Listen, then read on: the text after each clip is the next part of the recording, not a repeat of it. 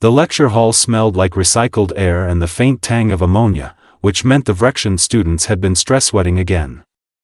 Professor Kelros adjusted his optical sensors and watched the human, Lieutenant Mara Voss, stand at the podium with that characteristic blend of confidence and complete disregard for protocol that her species was famous for. She tugged at her collar.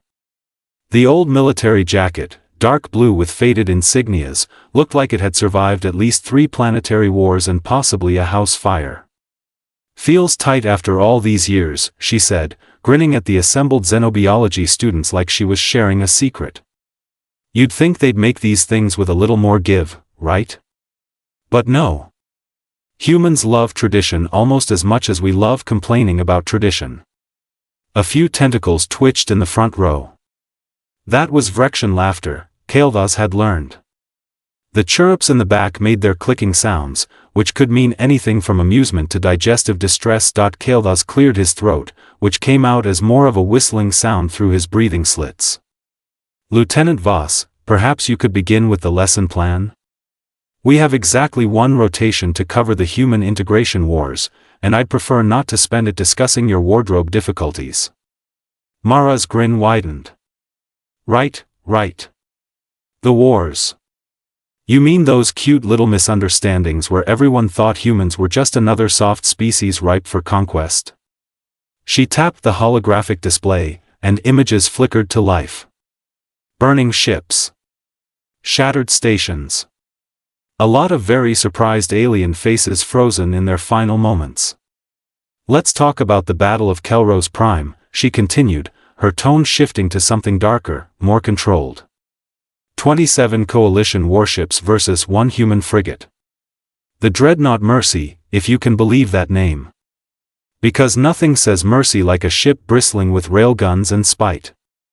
A student in the middle section, some sort of insectoid with translator implants, raised a chitinous limb. But the records state your vessel was outgunned 17-1 in terms of raw firepower. The mathematical probability of survival was 0.003%. Math. Mara laughed, the sound sharp and bright. "You want to know what humans think about math in combat? We think it's adorable. Like a suggestion. A gentle recommendation from the universe that we promptly ignore." She pulled up tactical recordings. Kelros had seen them before, during his research for the course, but they still made his chromatophores flash anxiety colors.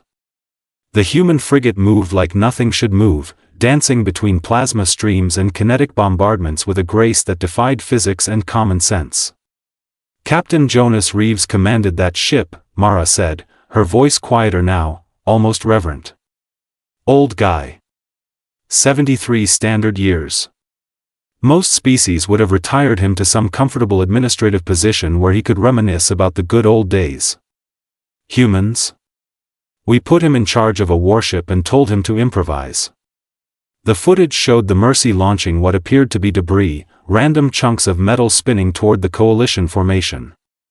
Several students made confused sounds. Then the debris exploded, not with fire but with electromagnetic pulses that fried targeting systems across half the enemy fleet.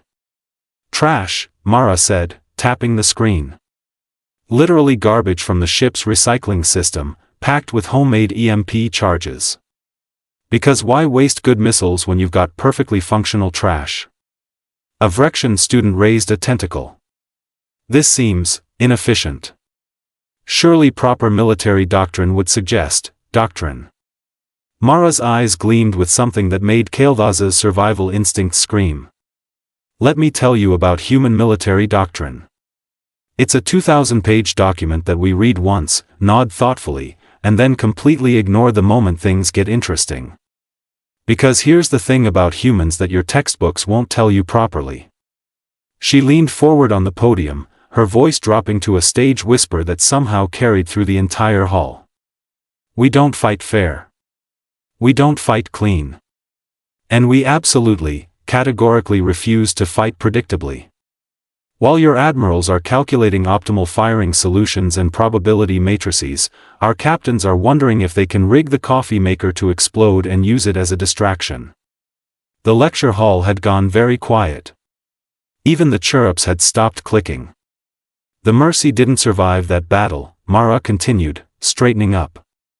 But it took down 14 coalition ships before it went. 14. And Captain Reeves? He evacuated his crew in the escape pods, then stayed behind to manually pilot the wreckage straight into the coalition flagship's reactor core. She paused, letting that sink in. We found his final transmission in the black box.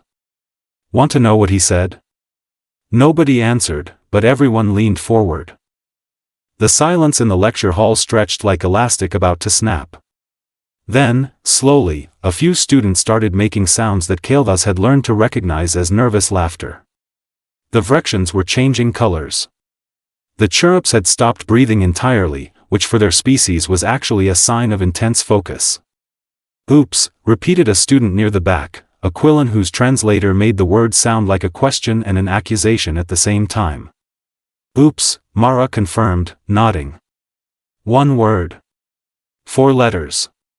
The last message from a man who just ended a flagship worth more than some planetary economies. Because that's what humans do when we know we're not walking away from something.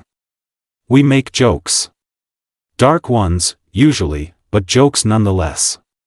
She advanced the holographic display, showing aftermath reports and casualty statistics that made even Kelros wince. The Coalition command thought that would break us. They sent messages to Earth's government, very official, very stern. Surrender or face complete annihilation. Standard Conqueror talk.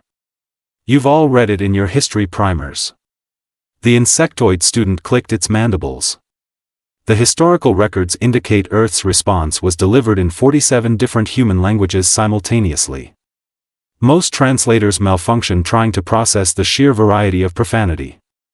48 languages, actually, Mara corrected with obvious pride. Someone remembered to include Latin, because humans are extra like that.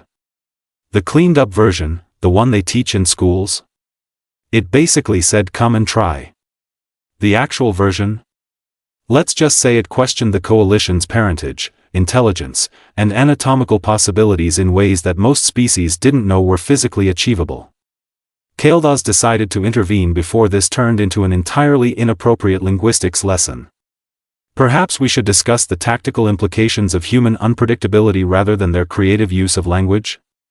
Mara shot him a look that suggested she knew exactly what he was doing and found it amusing. Fine, fine. Tactics. Let's talk about the Siege of Terminus Station, then. That's a good one for tactical analysis. New images appeared. A massive orbital station, surrounded by what looked like every warship 3 galactic sectors could muster. The numbers scrolling beside the display made several students gasp in their various species-specific ways. 400 coalition ships, Mara said, her tone shifting into something that sounded almost like a professor, if professors occasionally smiled like predators. Versus a space station that was, technically speaking, a glorified trading post with some defense turrets. It had maybe 6,000 humans on board, mostly civilians. Merchants, dock workers, a handful of security personnel with outdated weapons. She let that information settle before continuing. The Coalition gave them 1 hour to surrender. Very generous, they thought. Very civilized. They even promised to treat prisoners according to interstellar conventions. A Vrexian raised a tentacle tentatively. The station refused? Oh, they did more than refuse, Mara said, her grin returning full force. The station administrator, a woman named Keiko Tanaka, sent back a message thanking them for the hour. Said they needed the time to prepare a proper welcome. The holographic display showed timestamp records. Kelros had studied this battle extensively, and it still made his neural clusters ache trying to comprehend what happened next. In that 1 hour, the humans did something that every military strategist in the galaxy said was impossible. They turned a civilian trading station into a fortress. Not a good fortress. Not even a particularly effective fortress by proper standards. But a human fortress, which is its own special category of terrifying. Mara pulled up schematics. They vented atmosphere from non-essential sections to create thermal camouflage. They rigged cargo containers as kinetic missiles using nothing but the station's loading systems.